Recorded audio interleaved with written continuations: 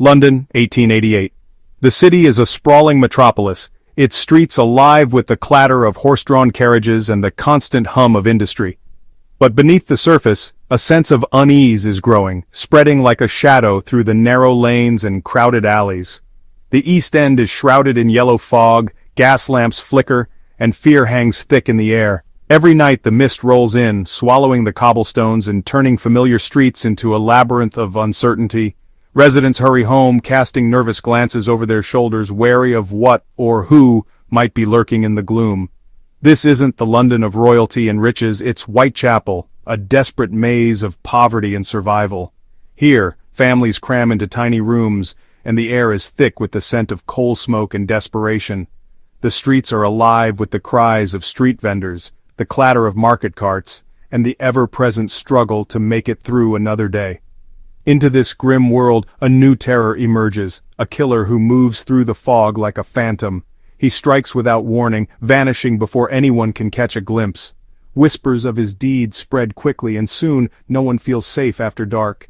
He's soon known by a name whispered in pubs and screamed in headlines, Jack the Ripper.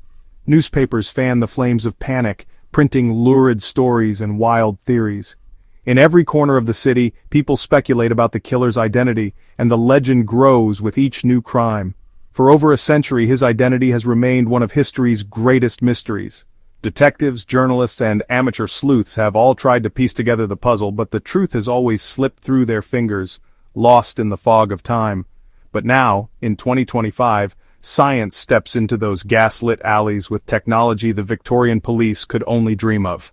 Forensic experts are armed with powerful new tools, DNA analysis, digital databases, and advanced crime scene reconstruction, offering hope that the case might finally be solved.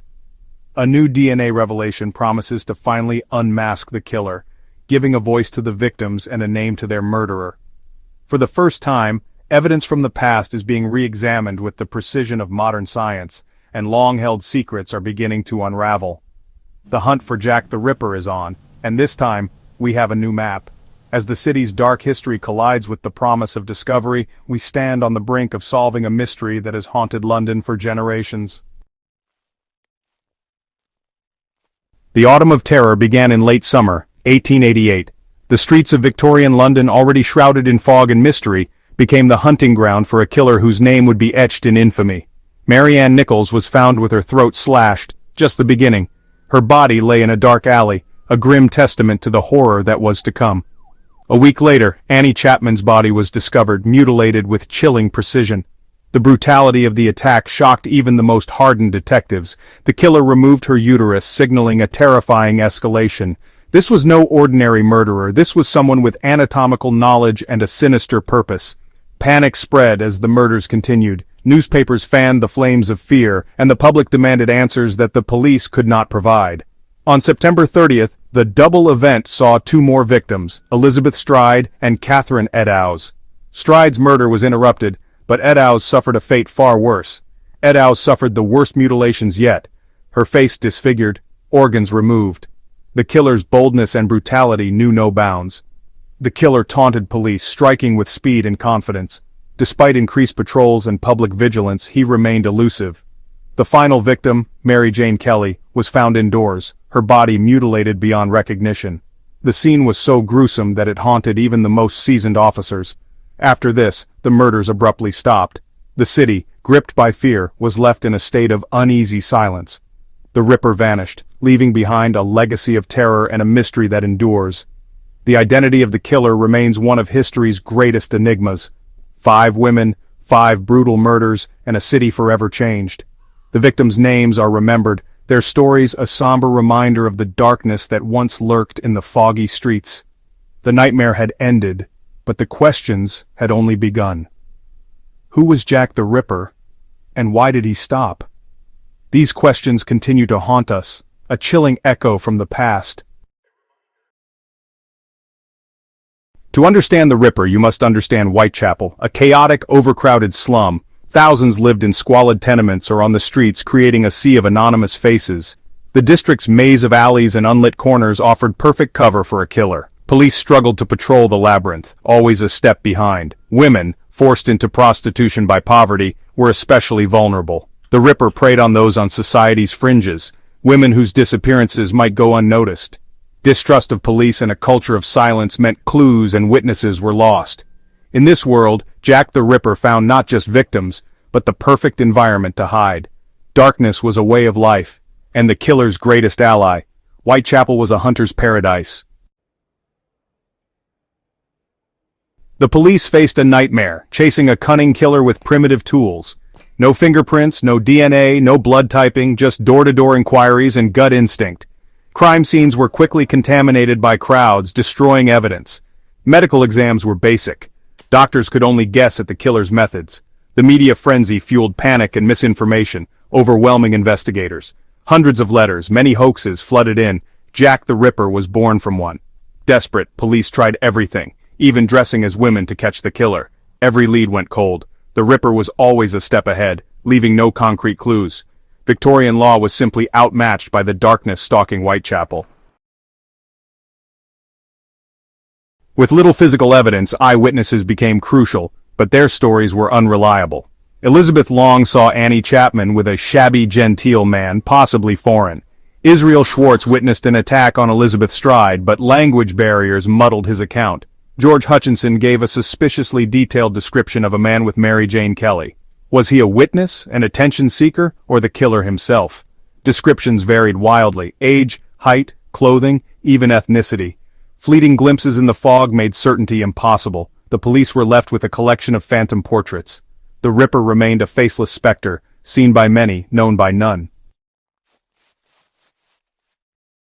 For more than 100 years, the infamous case of Jack the Ripper remained shrouded in mystery, its trail long gone cold. Generations of detectives, historians, and amateur sleuths pored over the evidence, but the truth seemed forever out of reach, until a remarkable artifact emerged from the shadows of history, a silk shawl, said to have been found at the scene of one of the Ripper's grisly crimes.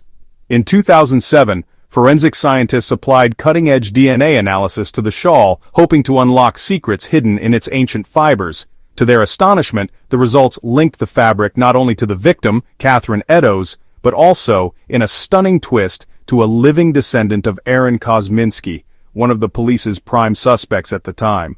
Kosminski, a Polish-Jewish immigrant and hairdresser, lived in the heart of Whitechapel, the very neighborhood terrorized by the Ripper. He suffered from severe mental illness, and his erratic behavior drew the attention of both the community and the authorities.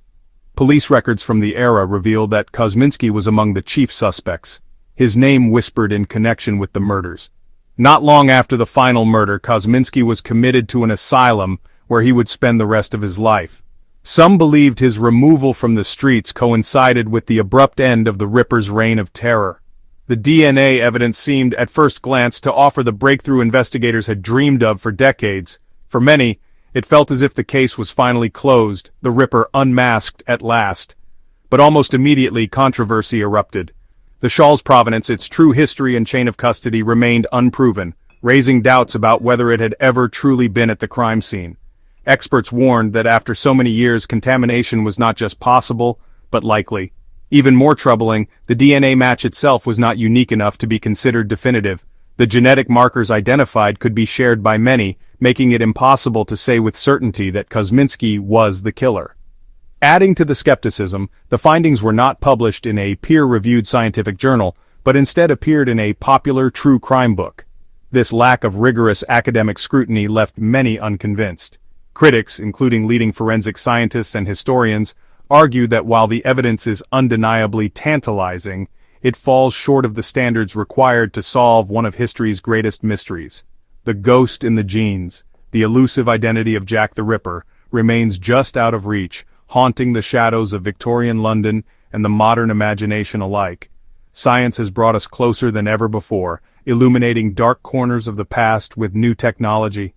Yet despite all our advances, the Ripper's true face remains hidden, the mystery as compelling as ever. Today, the identity of Jack the Ripper is still fiercely debated, even in an age when DNA can unlock secrets once thought lost to time. The case continues to fascinate, frustrate, and inspire. The past, it seems, refuses to give up all its secrets. The Ripper's shadow lingers, a chilling reminder that some mysteries may never be fully solved. Kosminski is just one in a long line of suspects. Over 100 have been named. Montague John Druitt, a barrister who died after the last murder, was suspected by his own family. George Chapman, a poisoner and misogynist, was arrested years later. Some believed he was the Ripper. Dr. Francis Tumblety, an American quack doctor, fled London under suspicion. Walter Sickert, a famous artist, was accused by modern writers, but evidence is thin. Each suspect has a fatal flaw: distance, method, personality, or lack of proof. The perfect suspect simply doesn't exist. The case against each is built on speculation and coincidence. The Ripper's true identity remains a collection of shadows. The legend endures because the answer is always just out of reach. The Ripper legend is tangled with myth. The idea that he was a surgeon is mostly fiction. Modern experts say the mutilations were crude, not surgical. The infamous From Hell letter and kidney? The kidney was human, but never linked to a victim.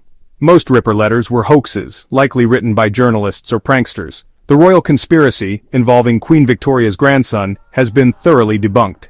Modern profiling suggests the Ripper was a local, socially isolated man, not a genius or nobleman. He was likely a product of Whitechapel's misery, not a theatrical monster. The truth is more tragic and more human than the legend. The shadows of Jack the Ripper still haunt our imaginations, fueling our passion for mystery, true crime, and the unexplained.